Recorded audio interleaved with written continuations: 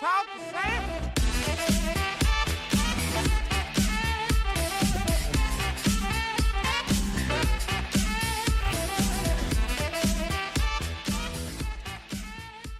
Hello and welcome to the Raptors Weekly Podcast. I'm your host, Samson Folk, and today a very special guest, somebody who I missed on about a year ago. It just may be lazy preparation on my end, but Jackson Frank, who covers the NBA and the NBA draft for Dime Up Rocks, Fansided, and is still covering some 76er stuff for Liberty Ballers, a fantastic writer, not only in what he provides in his written work, but also one of the most comprehensive Twitter follows you can go to if you're looking for breakdowns of games and stuff like that. Jackson, thank you very much for coming on, man. Yeah, of course. I like totally forgot that we missed paths last year. I saw our DMs and I just remembered that we couldn't quite line it up during the playoffs last year. But I'm glad we're able to connect this year during these weird late summer playoff situation going on. Yeah, I wonder, just as a query, do you think this will change how the NBA operates going forward? Like, do you think the season will now start in December forever and they'll start going into more of the baseball season rather than getting the end of the NFL season? Yeah, I don't know. I mean, it's tough because like they're so far behind. Like, there's rumors now that they're going to maybe start in March. Like December just doesn't seem like a feasible thing for any of these teams that are still here. So yeah, I mean, you'd think maybe obviously because football is still the predominant sport in America, you'd think it might be prudent to try and recalibrate the NBA calendar. But yeah, I wouldn't be surprised. But I mean, it's just going to take so long for there to be any semblance of normalcy again in terms of like getting back and not just trying to adjust based off, how COVID-19 and those precautions affect the NBA calendar. But I wouldn't be surprised if they try and maybe eat into more of baseball and compete with football because they're just not really ever going to beat out football for the most part. Yeah, and the point you make about COVID-19, pretty much everything is out the window at this point. Like, they can resume the season if they really want to throw money around and move things around. Obviously, with the bubble, they showed that they can. But as the term you use, prudent, if that's something good to do, the optics of doing that so shortly after the season finishes, trying to force things back. Obviously, not going to look very ideal, especially if America and adjacent countries are still kind of in shambles, especially those that house NBA teams. Wouldn't be ideal. But you're here to talk the NBA Eastern Conference and the playoffs in which they play. And I'm going to lean on your expertise in this one because I think you have a very, very, comprehensive knowledge, I'll say, to use that term again, of the Eastern Conference, especially since you've written about so many teams in it.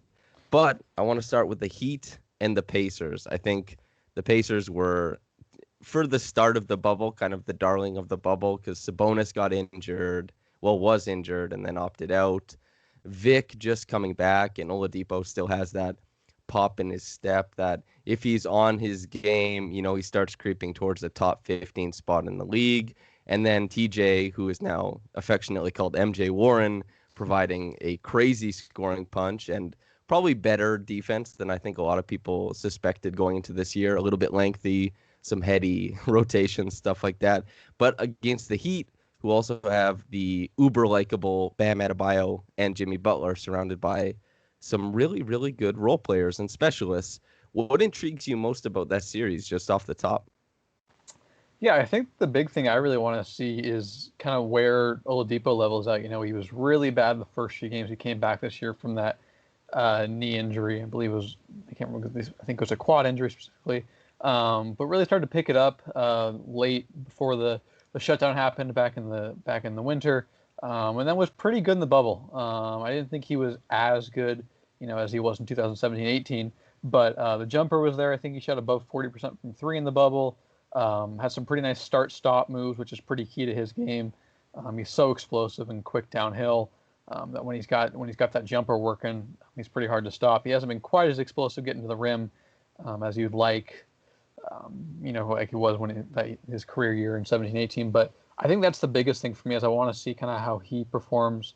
There have been some rumors that maybe he's pretty unlikely to re-sign in Indiana. He's been linked to the Heat, so it's always kind of funny when you get those rumors and then those teams end up playing. So because obviously we've seen, and as you mentioned, at his peak, he's a top 15, top 12 player. And if he can continue to kind of distance himself from some of the hurdles that he faced early on in his recovery or his return to the court and look like that player, or just at least top 25 player, that's really interesting because Indiana really needs his perimeter creation. And if you add him to Miami, a team that's got Bam and Jimmy and Duncan Robinson and Tyler Hero, that's a pretty interesting core moving forward. So just really curious to see how he plays, and kind of what level he can reach as a scorer and what he can do defensively, especially on the ball where he's generally pretty dang good. Well, I'm glad you bring up the jump shot because I think that is something where you can draw a line for Victor Oladipo where he started having way more success at the rim immediately once that pull-up game and pick-and-roll possession started ratcheting up for him. There's a huge correlation between his jumper and what he's able to do after getting downhill. But when we're talking about the Heat, I think you have to discuss the zone defense that they play. Do you think that the zone defense is advantageous or not for the Pacers when we're thinking about how they're going to attack it? For example, like TJ Warren is pretty good usually at finding gaps in the defense and hunting for his shots. But if they're going to stick him with Jimmy Butler, does that mean they go away from a zone defense? Do you see anything particular in that matchup? Yeah, I think that's a great point about the zone. That's something that Miami has really started. One of the teams that really popularized it, along with Toronto and Brooklyn, the last couple of years. But yes, like that's a thing that if they go to zone and you have Sabonis there, he can kind of pick you apart from the high post with his passing and his mid-range jumper game. But I mean, he looks like he's a very small chance. I haven't read anything recently, but the reports initially always seem pretty gloomy with his potential return this year. So, yeah, I would be pretty surprised if Indiana is able to find a lot of success in that zone, especially without Sabonis, like I mentioned. But I do think, it's Warren might be a guy who you mentioned, like he's really good in that mid-range area. That's always kind of been his thing. He was always good mid-range score before he extended his range out to 3 the last few years. So you can maybe slot him there in the high post, but hopefully get him some good shots from the area he prefers. But yeah, I think it's a really difficult situation for Indiana. But if you've got Warren working the mid range and maybe Oladipo can get some slashing going in the pockets of the defense with his speed, then maybe you found some success. But yeah, I would be surprised if that's not a thing we see Miami pull out a lot in this series and have a decent amount of success with it. And what do you think about when we're looking at Miles Turner and Bam Adebayo? Do you think that'll be a straight across matchup, or do you think the Heat might slump back into Myers Leonard at the 5, even though it does look like they've tried to maximize their starting lineup when they go to Goran Dragic instead of Nunn, or they move Adebayo up to the 5 just to try and maximize the starting lineup? Do you think that's something we'll see in this upcoming series, or do you think we're more likely to see something like having Myers Leonard at the 5, so it kind of changes fundamentally how those front court matchups shape up? I think we could see some of that in the bubble, or not the bubble. Excuse me. I guess everything's in the bubble, so that's just implied. But I think we get some of that in this series. Indiana is a pretty undersized, front line.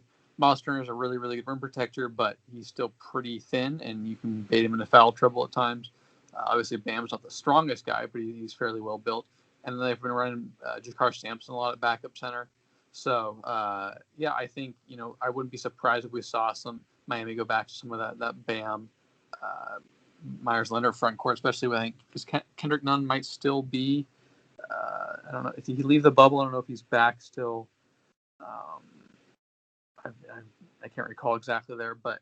He played the game against the Pacers, right? I think, yeah, he had 23. Okay. 4 assists, 3 steals against the Pacers. I game, but I know he did leave at some point, so I guess that was rectified or he stepped away. I don't know exactly what happened there, but yeah, I guess if he's back, I still, that would be me suggesting we'll see it even more, but I still think there's a chance we see it, kind of that jumbo lineup and try and leverage some of the size advantage that Miami can lean on. Because Indiana's just so undersized, especially with that Sabonis when you're playing 6'8", 6'9" Jakar Sampson at the back of 5.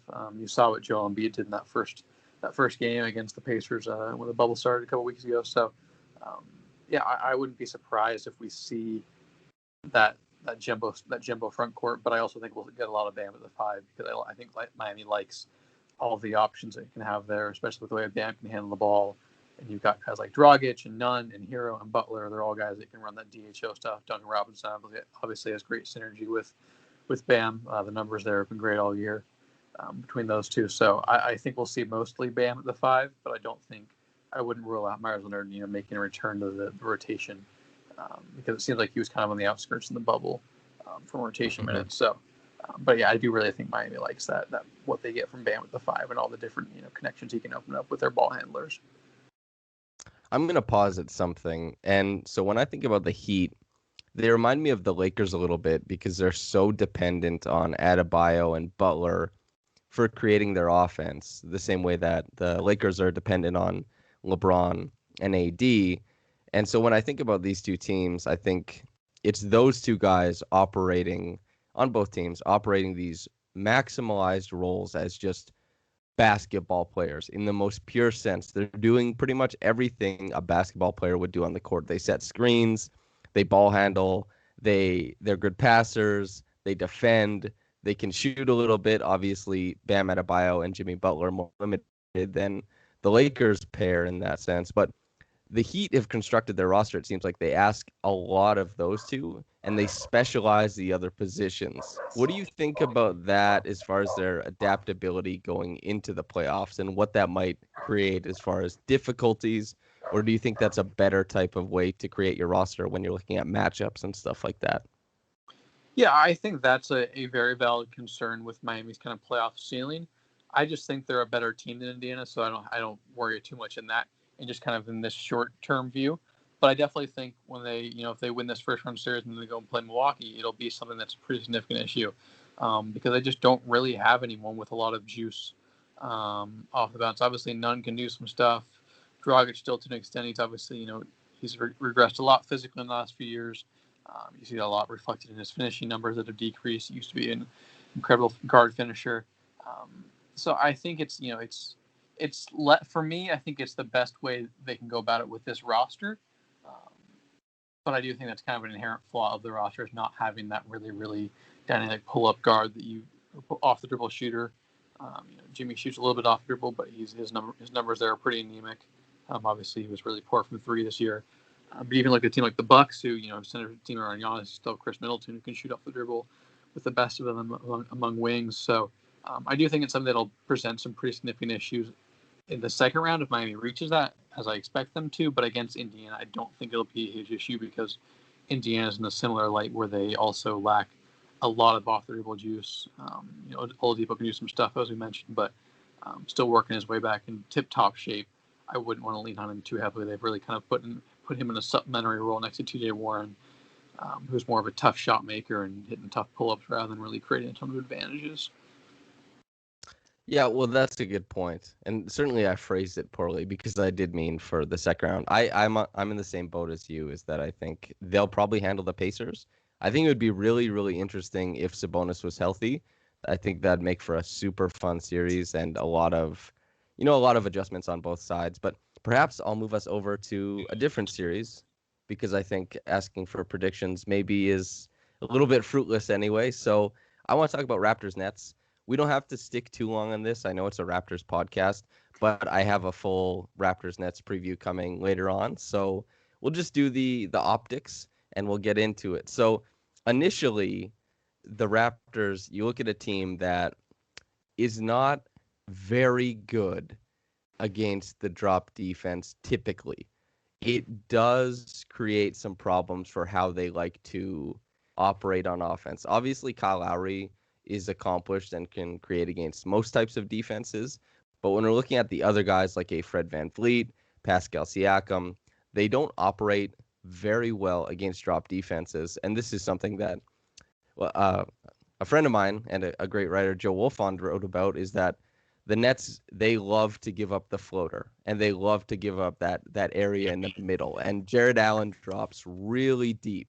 Do you think that'll surprise anybody with maybe some stagnated offense? Or do you think that the Nets defense, even though stylistically and by scheme they should be good against the Raptors, maybe we'll be looking at a team that just can't defend them. How do you think that shakes out going forward? Yeah, I think that's it. That's an interesting point. Van Vliet, he has significant issues finishing inside the arc. He's been a great 3-point shooter the last few years, but his 2-point efficiency, especially at the rim, has never been particularly good, to put it one way.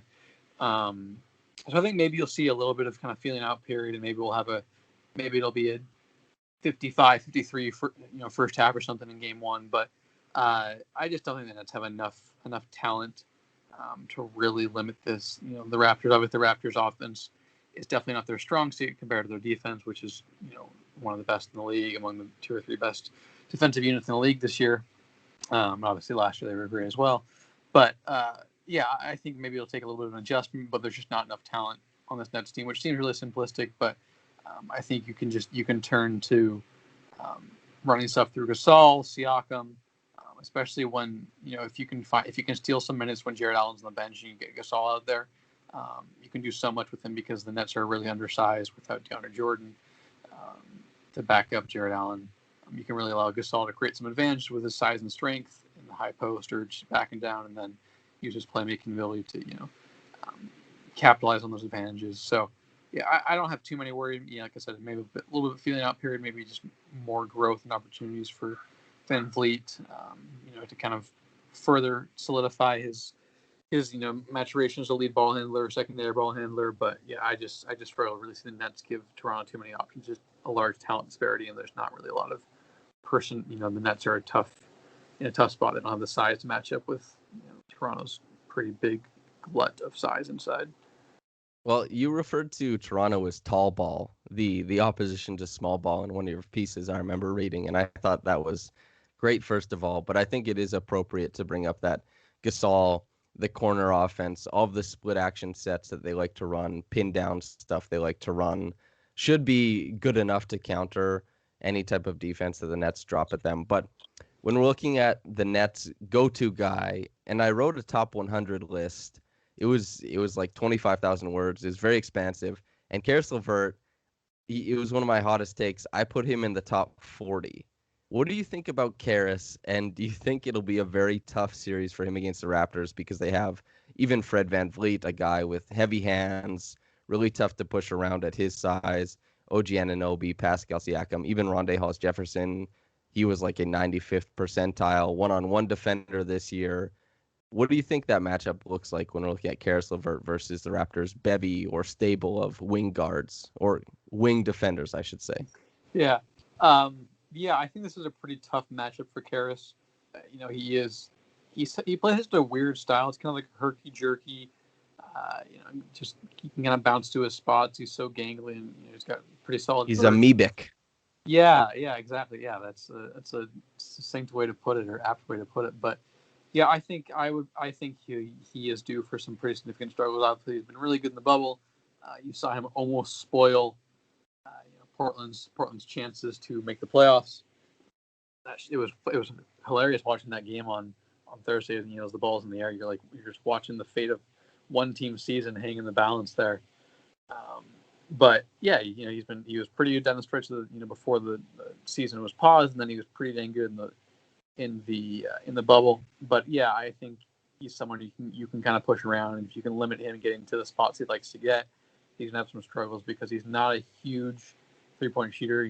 That's been kind of a weak point in his game. He's not a very willing 3-point shooter. I think his the career 3-point rate hovers below 30% or something like that.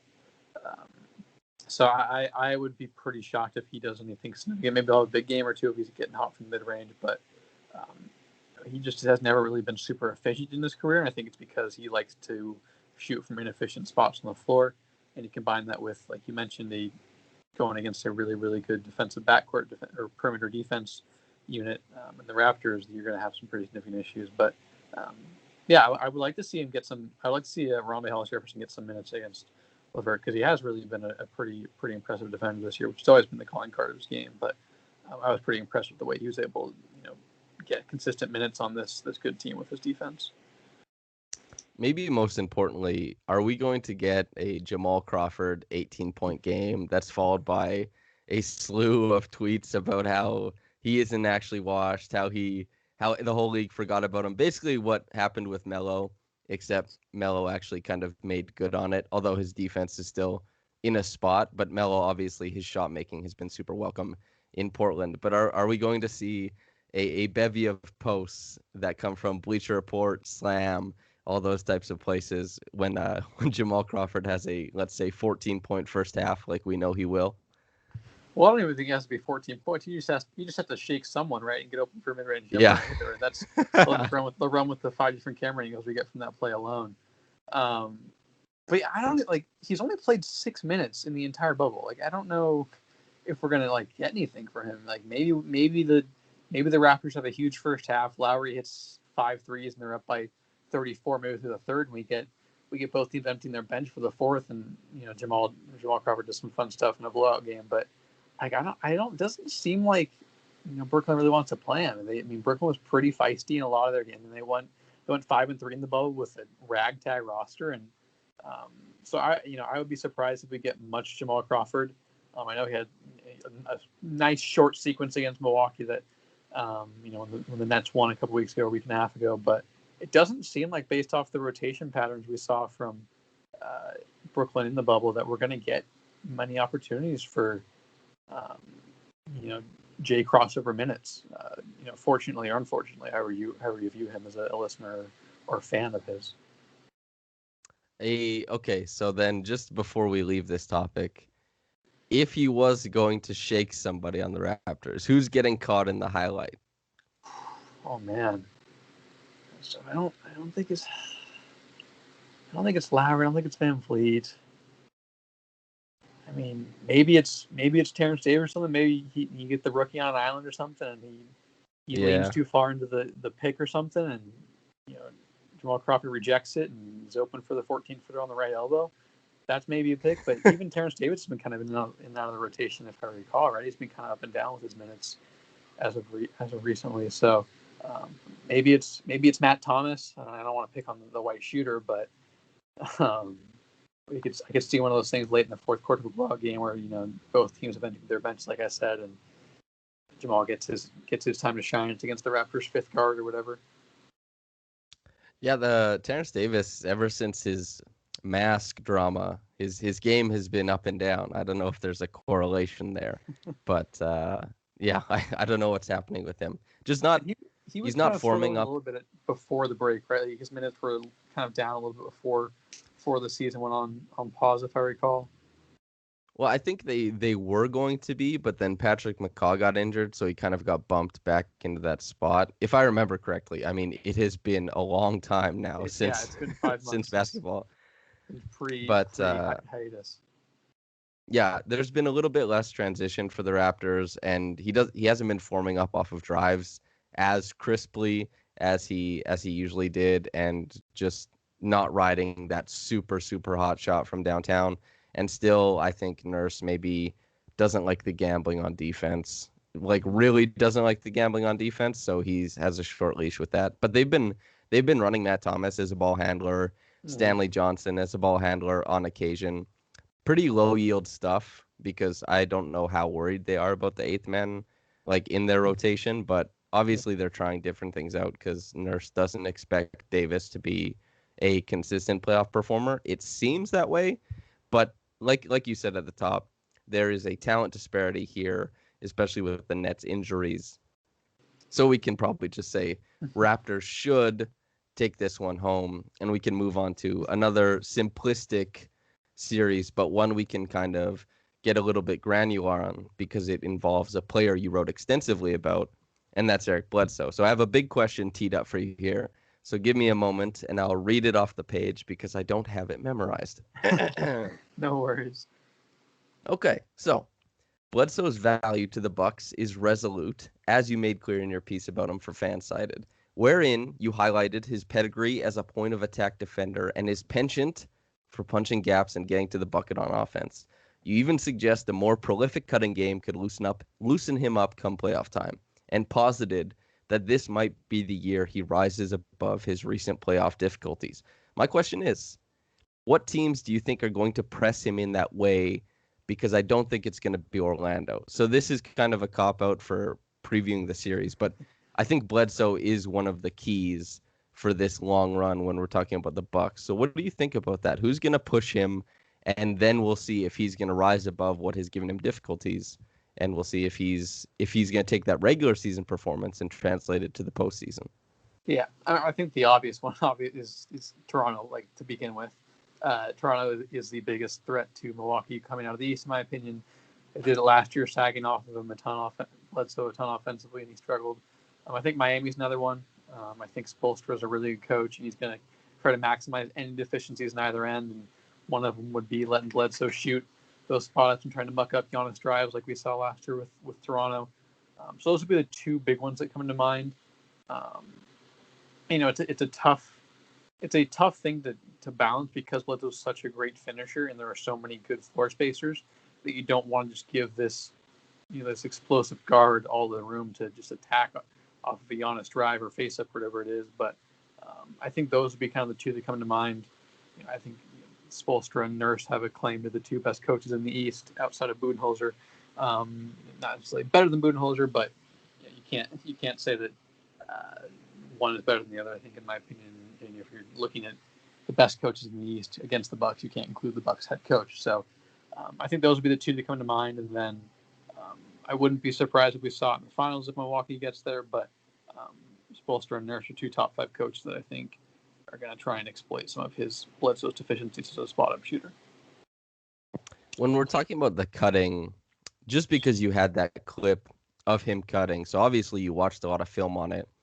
I think it was 5 out of 6 cuts that were on the tape were from the 45 extended. And if you're looking at the basket, it'd be on the left side of the floor. And he had one baseline cut from the left side of the floor. Is that just how is he more opportunistic in some places? Or is it just about who's collapsing the defense on the other side? Or did you notice any correlation between how he was picking his spots? Was it because of a spot on the floor? Was it more about who had the ball in their hands? Like, what are we looking at here? I think so. Those I didn't see it very often in the full games I watched. It was more one of those things where I noticed it would be potentially a wrinkle to increase his offensive value in these key playoff situations. So I just found his, I found all of his cuts on NBA.com, whatever, that, all of his cuts that ended in a basket, because NBA.com is, to steal a word, comprehensive with its shot making data, or, the way it labels things. But yeah, mostly they like to station Bledsoe a lot on those wings next to Giannis, because if that defender cheats over, you can just swing the ball, and then this incredible guard athlete has all this room has the room he needs to get to the rim and, either wrap around pass to someone for a layup or a kick out pass for a 3. But it's not a very big part of Bledsoe's game. Milwaukee likes to kind of emphasize just keep everything around Giannis, and when the defense collapses, he'll make the proper read to capitalize on it. And we have the secondary offensive players to make use of it as well. But it is generally kind of from those wings, like you mentioned. When teams collapse on, or they ignore Bledsoe, he's pretty heady. But I think for the most part, he's just following orders and staying behind the arc to not clog the lane too often. And so when we're looking at last year, Brogdon, I thought in the series last year, Brogdon was second best player against the Raptors. I thought he actually had a better series than Middleton. And Bledsoe, obviously, as you said, had a lot of trouble. This year, no Brogdon, but George Hill has been great, close to a 6 Man of the Year candidate, and for some people was a 6 Man of the Year candidate. And when we're looking at how the Bucks break things down, and as you went to great lengths to highlight just how great he is chasing off of the pick and roll, denying the screen in the pick and roll defensively, and how good he is on transition in offense, and just that even though he's not a really high percentile, he's operating in these optimized play types, all really important stuff, all really good stuff. But if he does have the same trouble as last year, do you think there's a possibility that George Hill starts to eat up more and more of his minutes? Or do you think at this point, Bledsoe is way too big a pillar in their defense? Especially, I know Wesley Matthews and Dante DiVincenzo are all pretty great chasing over the top, but Bledsoe is that dude. What do you think happens with that if he does struggle again? Yeah, it's tough because it's interesting. I was talking with someone the other day about, it's like usually you have this rising star in Giannis, so you have time, but the Bucks roster is pretty veteran and weathered around him, so you don't have a lot of time with this current iteration to mess around and kind of let people find time. Like a second year under Bud and Bledsoe struggles, you're looking at kind of have to get going. So I mean, is Hill under contract next year? I don't recall exactly what he signed. Was it 2 years, 1 year? I can double check, but I don't know actually. I should check. I know he signed. It might have been a 1 year deal this offseason. But hypothetically, yeah. I mean, I think your general point. No, sorry, he's trying a 3 year deal, almost for $3 million. Yeah, through 21, 22. Yeah. So yeah. Well, so he's got 10. He's got 10 million. Yeah. Wow. Yeah, he did Good well for him. Yeah. But yeah, the general point is, yeah, I wouldn't be surprised if we see Hill cut in some minutes. They just, he's such a great 3-point shooter. Shot like 40-something% this year on three. Yeah, 46. Not huge volume. 46. Yeah, but still, I mean, he's been good throughout his career from there. So I wouldn't be surprised, but it's a really tough balance because Hill just doesn't have the same level of downhill slashing, which is pretty key to, Bledsoe's kind of their second best advantage creator. Middleton is their second best scorer, but he doesn't really, he just shoots over the top of guys because he's so good at that. He doesn't really blow by guys. So it's a tough balance, but I wouldn't be surprised if, we're 2 games into the Eastern Conference Finals and Bledsoe's 2 of 14 from the field, and then all of a sudden he's splitting minutes with Hill rather than it being like a 60-40 or 75-25 split or whatever it was during the regular season this year. Yeah. Okay, so we'll zoom back to the first round. And so I know Aaron Gordon is a good defender, although he's not a super interesting player to me. And so I kind of will skim over him and how he'll impact the Giannis matchup. I think the most interesting matchup for me is anything that includes Fultz, of course, because I love him. But also, I really like Vucevic versus Lopez. How do you think that shakes out? Like, they're obviously going to try and space against each other a little bit, maybe Lopez more than Vucevic, but that Magic offense really relies on Vucevic being one of the few volume scorers at the big position. How do you think that shakes out? Yeah, I wouldn't be surprised. Maybe if we get a little bit of a wrinkle where Milwaukee goes to Giannis on Vuce a little bit at times because they don't really like taking Lopez out of the paint, and that's not, his mobility is not a strength of his defensively.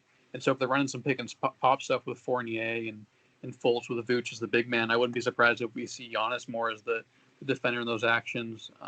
Maybe they're pre-switching or stuff like that. But yeah, I mean, when Vuce is running from the high post, who's posting up, that's a fascinating matchup because it's 2 giant centers.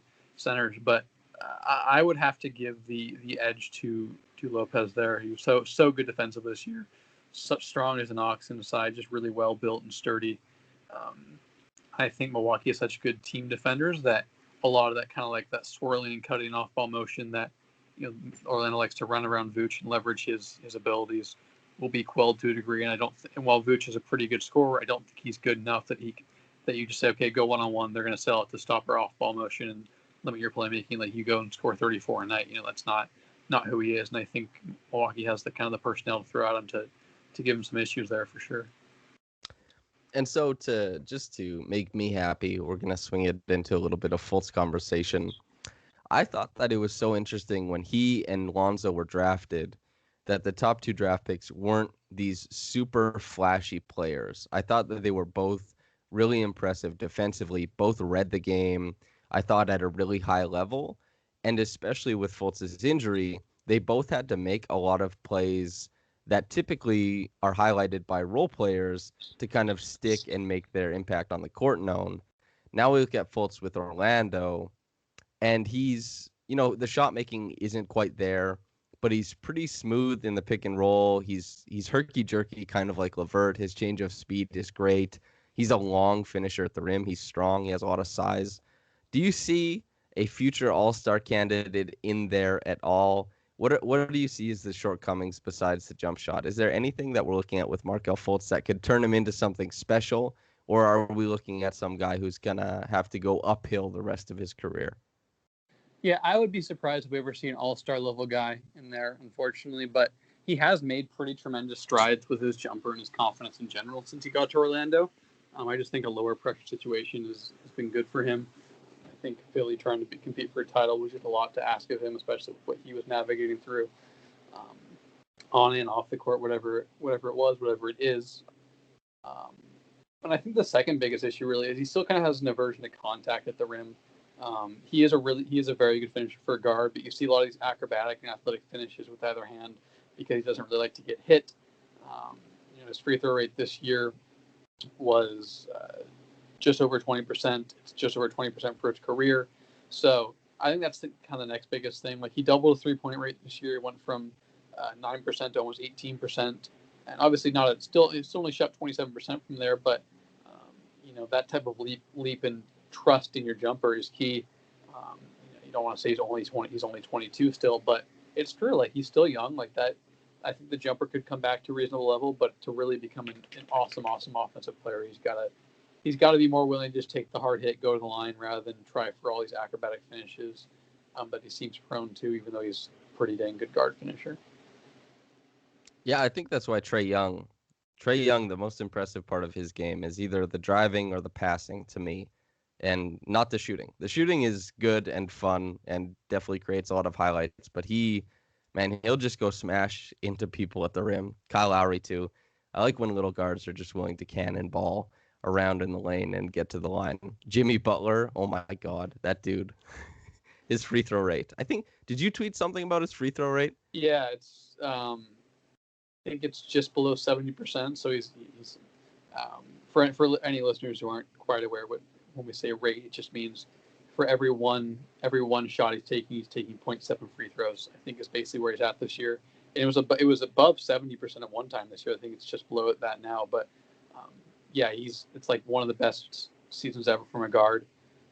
The only Basketball Reference they went to subscription model, but I was messing around with the filters before they did that early in the year, and like the only guys that are matched Jimmy's free throw rate for like high usage players are like the Shaqs and the Dwights and the Wilts and stuff, or I don't know if it's Wilt, but maybe Hakeem, something like that. So yeah, it's very much a kind of a standalone season among perimeter type players for free throw rate. What do you think of the gamesmanship of that? So I know, like, for example, a lot of people, let's say the Twitter timeline during a Raptors game, the opposing team, you might see a lot of aggrieved parties talking about a flopping style on Lowry's part, and also when Butler plays on the Heat, Harden, for example. What do you think about the gamesmanship of the NBA, like the guys who hunt the free throws? And do you think that's good for the league? Because I love Harden, I love Butler, I love Lowry. I think they're all underrated at this point.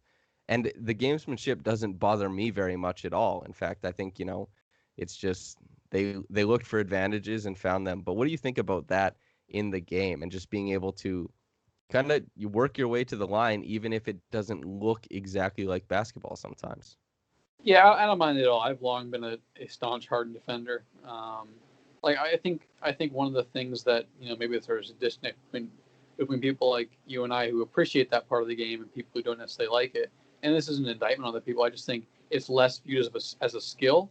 Whereas I don't know how you feel, but I view the ability to get to the line and kind of grift your way into these shots and Totally. use these tricks and whatnot as a skill. Like it's not necessarily an athletic thing. It's not shooting. It's not dribbling. But yeah, I don't mind it at all. I think it's very much a skill and it's a necessary thing. You see a lot of high usage players with low free throw rates. Again, you kind of parlayed this from the Fultz discussion, but being able to draw fouls and get 2 free shots at the rim where no one can stop you, like when you break it down like that, it's a really valuable skill. Obviously, Harden and Lowry are 2 guys who definitely take it to the edge of what exactly is considered people would consider basketball. But at the end of the day, like it's not they're doing with what's within the rules. They're forcing the refs' hands. If the league wants to change rules, then that's on the league. It's not on these guys to change their play style. So I really appreciate it. I think it's been remarkable to see Jimmy, just go, okay, I can't really shoot anymore. Like I shot 24% on threes this year. I'm just going to become a giant free throw rate magnet, and just get to the rim and live there well.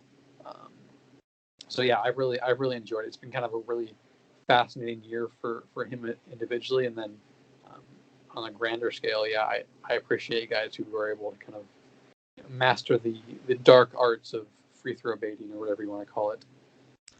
Yeah, I think I don't think I can place anybody in my mind that can draw a lot of fouls at the guard position, but doesn't have a really impressive floor game. Because as you said, I do view it as a skill as well, and it's all about feeling where the defense is around you and always having a sense of where guys are, because that's all it is about, is feeling when your defender is out of control and you know you're in control and you can draw that foul and you can make things happen from that point.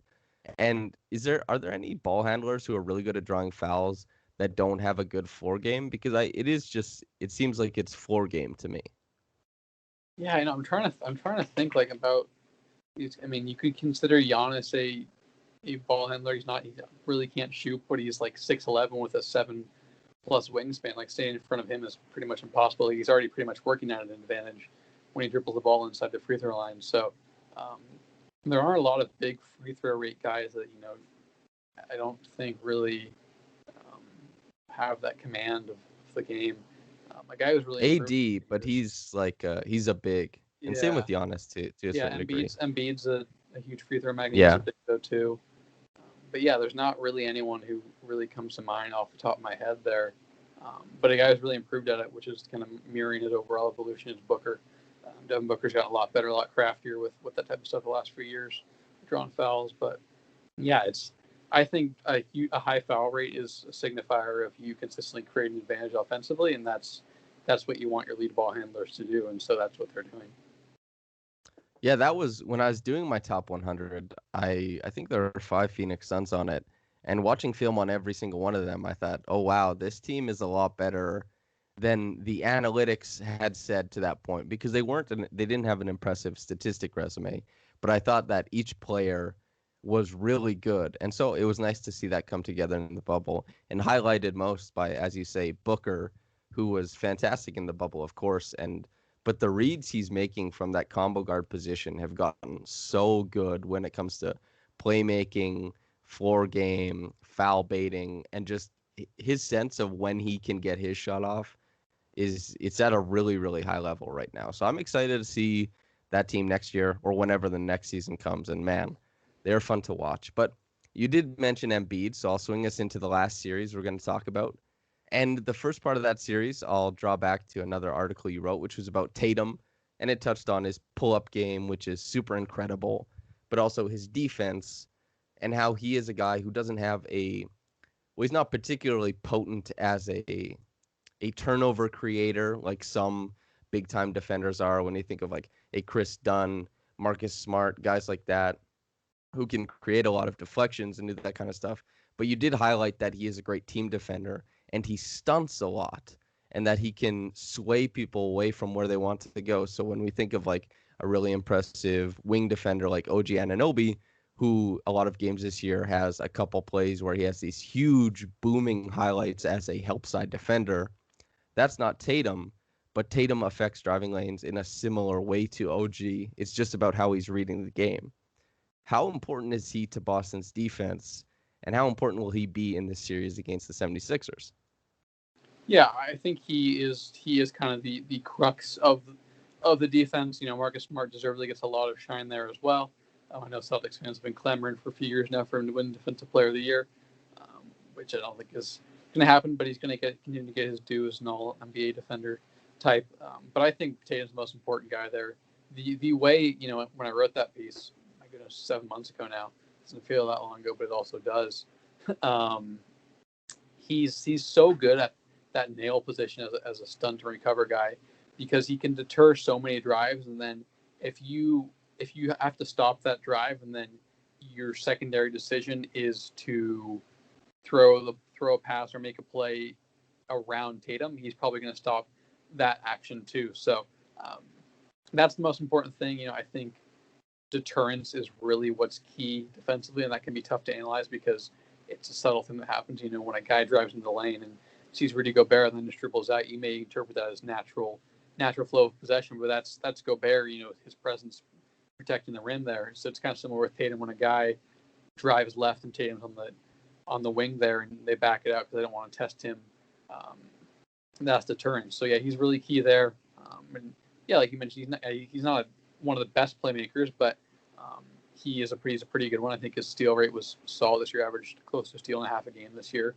as well. Pretty good in deflections, nothing stand out. But yeah, when you mix the deterrence with the solid playmaking, it makes him a really, really key defender because he's so long and so mobile. Um, I guess I shouldn't say he's super long. I don't think his wingspan is anything incredible, but you mix his, again, using that kind of term mix, but it's the mobility, it's the functional length and the reaction time. He's a really, really, really good roamer and playmaker, and just deterrent, I guess, as a wing defender off the ball. Yeah, well, when you take the right steps, your arms seem about a foot longer than they are. And it seems like he's always taking the right steps defensively. You know what I mean? Yeah, no, for sure. Like when I was watching film for that, it's like you could have convinced me his wingspan 7'2", 7'3". You look it up, it's 6'11", 7 foot. But because he's so quick with reaction times and can cover so much ground, it looks a lot longer than it is. So on the offensive end, I think the 76ers defense should still be good. Embiid is he is such a difference maker in the playoffs. Like that, as a guy who covers the Raptors, that series against the Raptors fundamentally changed how I viewed Embiid. I was still a huge fan beforehand, but just the world-ending presence he had on the floor was insane. And so I wonder, for example, Jaylen Brown, who I love, who I think is a great player, what does his off the dribble game have to do with this series and navigating Embiid, who should be lying in wait at the rim, for example? Because I know that Tatum, there are some difficulties he had against the Bucks and just the way they chase him down into the middle. Is Brown going to be important if the 76ers are trying to adopt a similar strategy? Because it feels like the Celtics are at their best when Brown's off the dribble game is popping. Yeah, I think what's going to be key is, I would be really shocked if Philadelphia is able to emulate what Milwaukee does, because the key, there's so many different keys you could say from why Milwaukee has a great defense and why it's so effective against Tatum, but it starts with all those different guards that are able to fight over screens, and Josh Richardson's pretty good at fighting over screens, but they don't, Philadelphia doesn't really have anyone else who's, I guess Thybulle's pretty good there, but they don't have really anyone else who's super adept and incredible at getting over screens there. So I think the way to really leverage Jaylen Brown off the dribble is when you get these kind of ball reverse situations and he's able to attack off the catch and be a play finisher more than a play creator. So if you can kind of pull Embiid in all these different directions, trying to stop, maybe the ball starts in one corner and he's focused on maybe attacking a closeout from there and he's trying to rotate. Moves up to the left block, and all of a sudden the ball's in the right, swinging around to the right side, and Jaylen Brown's attacking to the right block. I think that's really going to be the key. Is if you're trying to leverage Brown the best, it's these off the catch, situations where maybe you've pulled Embiid in a lot of different directions, and he's a beat late, and Brown is able to finish at the rim. But I still think Tatum's kind of the key for them, even in this series. I think he's going to have a really big series. There's just not really that wing defender, to guard him with Simmons injured. I expect him to have a pretty dang awesome series, and that will probably be the reason that Boston wins comfortably. I know we're not doing predictions, but I think Boston has to be the overwhelming favorite in this series because of no one really capable of stopping Tatum. The two best perimeter defenders that Philadelphia has available are Josh Richardson and Matisse Thybulle, and they're just more of guard-oriented defenders than be able to stop these big wing defenders like a 6'9" or whatever, 6'8.5" Jason Tatum, who can rise over the top and bomb pull-up threes. I think I've come to the point where I view Ben Simmons as a top 5 defender in the league. As somebody who watches a lot of Philadelphia, do you think that's correct or incorrect? That would be a little rich for me. I'd probably have him in that 8 to 12 at 14 range. I still think he has a lot to clean up off the ball defensively. Part of the reason TJ Warren played so well in that first game a couple weeks back, it was because Simmons just was a little late in a lot of off-ball movements, navigating screens at times. Some of it, and a lot of it, was also just Warren hitting incredible shots. But Simmons just still needs to clean up a lot off the ball. Just the motor doesn't run quite as hot as when you see it at its peak. Even though Kawhi was awesome last year, Simmons forced him in a lot of tough shots because he was locked in defensively on the ball and using his strength and quickness, and I don't think we've quite seen that translate off the ball defensively. So I would be skeptical of putting him in the top 5 yet. I'd still have Embiid, Gobert, AD, Giannis for sure. Probably Brook Lopez ahead of him. But in that 8 to 12 range, I think among the best wing defenders, he's definitely there. It's just tough when he's not a super. What makes Giannis so great is he can function between both the perimeter and be an awesome rim protector. And Simmons is more of a really, really, really, really good wing defender, but isn't someone who protects the rim because of a lack of great length and somewhat of an aversion to contact, even though he's improved there on defensively this year. So a little rich for me, but I understand why there's a belief that he is that good because he was really good this year when he was on the floor. Yeah, I had been watching. I wrote this piece about Pascal Siakam where I watched all of his possessions against Adebayo and Giannis and Simmons and Isaac. And Simmons was by far the laziest defender that he faced, but he was still like his reads were pretty impressive, I thought. So he was able to recover on a lot of stuff, but just when he was getting screened, he was like he didn't seem that. Yeah, screen navigation or screen effort, fighting around screens, whatever, has long been an issue with Simmons, and I don't think that was something that really improved this year. I wrote back in December, early December, kind of about the growth he had made defensively. And I think I still remember one of the lines was like, "Screen navigation remains a flaw of his," and that's something that still is an issue. But he's really good. But yeah, touching on Siakam, and tying into the Sixers, you mentioned how game changing Embiid is defensively. It kind of seemed like when Brett Brown switched after game one to putting Embiid on Siakam, that kind of like shaped Siakam's offseason plan offensively. He shot way more above the break threes, developed a little more of a flutter game in between game because of, Embiid. He just couldn't do anything against Embiid at the rim. So it was really impressive what Embiid did, but it's probably even more impressive the way Siakam kind of transformed his game one offseason to counter the issues he had last year. Yeah, Siakam is kind of a marvel, a kinetic savant in the way that he's able to pick things up really quickly. And yeah, it's if I was guarded by Joel Embiid that well and it completely took away, like for example, Siakam last year, a much better finisher at the rim than this year. And talk about a guy who needs to get a better for game and feel for drawing fouls. Siakam is also one of those guys who needs to add that to his game, but it was basically like the bucket was a magnet and he was throwing metal last year. It felt like everything near the rim went in. Like he had crazy bank shots for the whole year, but Embiid didn't even allow for that. So it was just kind of like it created the impetus for, okay, I really, really need to shoot the basketball. And yeah, it was obviously very big in his mind. But to keep it on Embiid, Daniel Theis, who I thought had a very good year and was very impressive for Boston, has a very difficult, I would say, matchup ahead of him. How do you think that shapes up, and what do you think they do with supplementing Robert Williams and his Cantor? Like, what do you think happens with that matchup and trying to handle Embiid for Boston? Yeah, it's interesting. I think the last couple of games, if I recall, of the Celtics seeding contests, Cantor didn't get many minutes, but Cantor had actually fared decently well defending Embiid for a few years now in the post. Like he's awful in pick and rolls, he's awful in a lot of situations, but he's like a solid post defender, and that's where Embiid makes his money. So I wouldn't be surprised if we see Cantor get a decent amount of minutes, and because Philly doesn't necessarily have a lot of personnel to run pick and rolls, it probably won't be exploited. They increased their volume with pick and rolls with guys like Shake Milton and Alec Burks in the bubble games, but Embiid post-ups are still going to be their bread and butter. So I think, if there's any chance of Boston limiting that part of his game, it's probably going to be through Cantor. Maybe they just say, Embiid's going to average 36 and 14, and we're going to sell to stop everyone else because we have more talent, healthy talent available. But I think if the goal is to really shut down Embiid in the post, I wouldn't be surprised to see Cantor get a lot of minutes. Because as good as Theis is, that's just not really as strong. He's a little undersized for a center and doesn't have the length to really the strength to match up with Embiid. So it could be one of those things where it's like a 5-game series, and it's like the hardest 5-game series of Daniel Theis's life.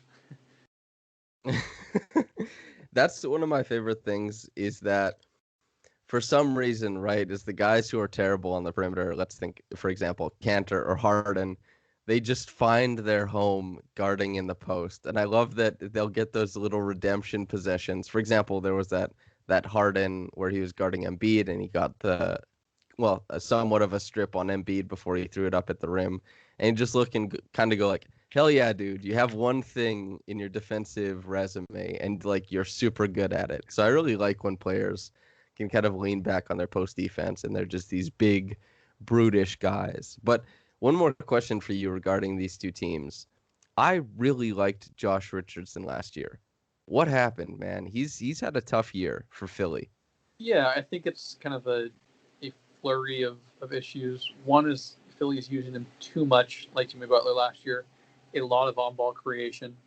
I mean, I know he did a decent amount of that last year with Miami, but he's just not the decision maker that Philly needs there. You know, he loves to settle for kind of these mid range pull ups or these tough floaters.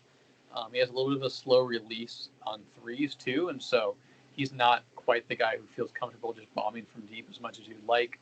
Um, so that's kind of the biggest issue. Yeah, I think would say misappropriate or misguided role on Philly's end, and then his decision making issues in terms of shot selection, shot profile have been the biggest issues. But it does seem like to an extent metrics have kind of undersold him this year. I do think his defense has still been pretty dang good.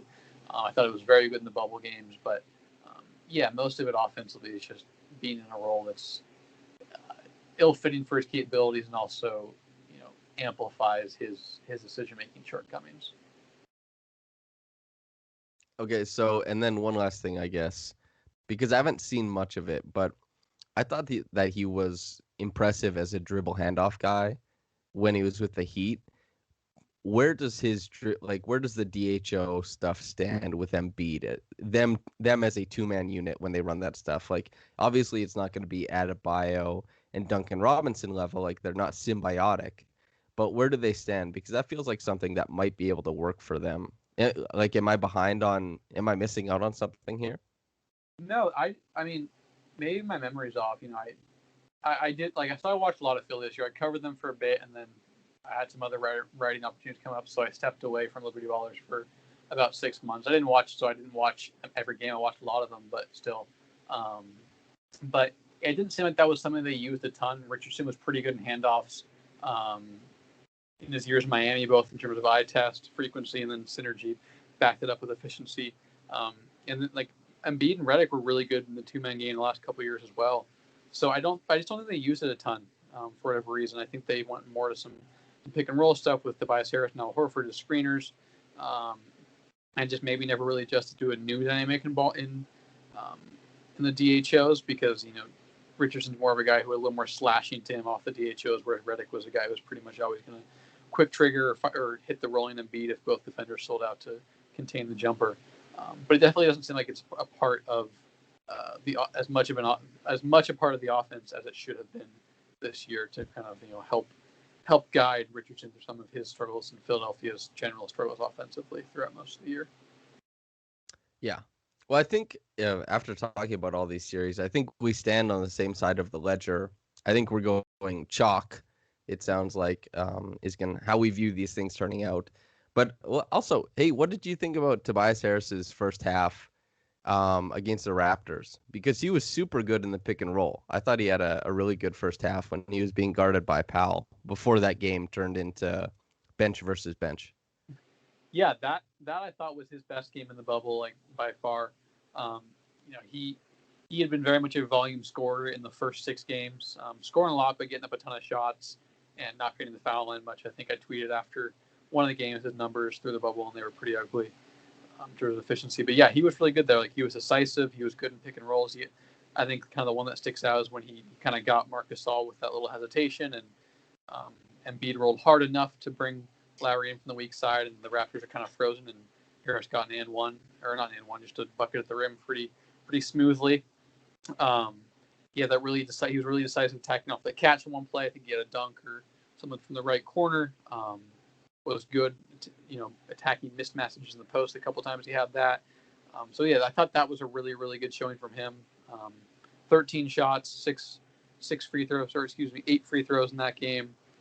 Which is a much better balance than he's had all year in terms of free throws versus field goal attempts. So, yeah, I was really impressed with it. I thought that was definitely his best showing. And if the Sixers are going to have a chance to upset Boston, they're going to need more of that Tobias Harris offensively. Yeah. Well, as I said, it sounds like we're going chalk just on I guess, where these conversations have been leaning. But Jackson, Feels like we hit on a lot of important things. And thank you very much for lending your intelligence and your eye for especially defense. I think you have a really great read on defense, especially when we're talking about how guards play, because I think that is one of the most misrepresented things. I think a lot of people don't know how to rate that aspect of the game. So thank you for lending your intelligence and your eye for that to the podcast. And man, I've really enjoyed talking with you. Thank you for doing this with me. Yeah, of course. Likewise, I appreciate the being insightful back and forth rather than just, sometimes I go on podcasts. Not that it's bad, but it's more of just me talking. But I like it more when it's a back and forth and two people talking about basketball know what they're discussing. So yeah, I'm looking forward to these series. Even if some of them aren't super fun, it'll be cool to see kind of how they're predictive or indicative of the next round, because the next round is going to be really, really fun in the East. I think we're going to have a lot of fun stuff to talk about in that kind of semifinal round. I'm excited to see what we can glean from the first round about that second round. Yeah, I think that's really the one to look out for. And as far as the back and forth, I only started doing this podcast under the guise of me. So I couldn't help but respond to anything you said. But the floor is yours, man. Is there anything you want to shout out or plug or promote? And then we'll get out of here. I had a piece about Mikal Bridges on Dime Up Rocks a few days ago. You can just search Mikal Bridges, my name, and then Dime Up Rocks or something. You'll find it. That's all I really got going. I think we'll have an observations piece on Liberty Ballers, kind of what I noticed from the bubble games for the Sixers, hopefully before their series starts in a couple of days. But yeah, that's kind of all I got working right now on my end in terms of future content or recent content. Okay. Well, also, listener, yes, this is me speaking. Hi, listener. I cannot co-sign that Mikal Bridges piece enough. It was excellent. Jackson, it was super good. So I suggest you go read it, listener. But Jackson, I'd like to thank you once more for coming on, man. Yeah, of course. I appreciate this. I hope you get to talk more Raptors ball for a while this year, however long it goes. I wouldn't mind seeing them make another deep run, as they've been quite good this year again. Yeah, most fun I've had watching and covering a team for sure. They're definitely super fun. But listener, that's it for you. We're out of here. Thanks for listening. Whether you're getting into this in the morning or at night, have a blessed day and goodbye. Goodbye. Goodbye. Goodbye.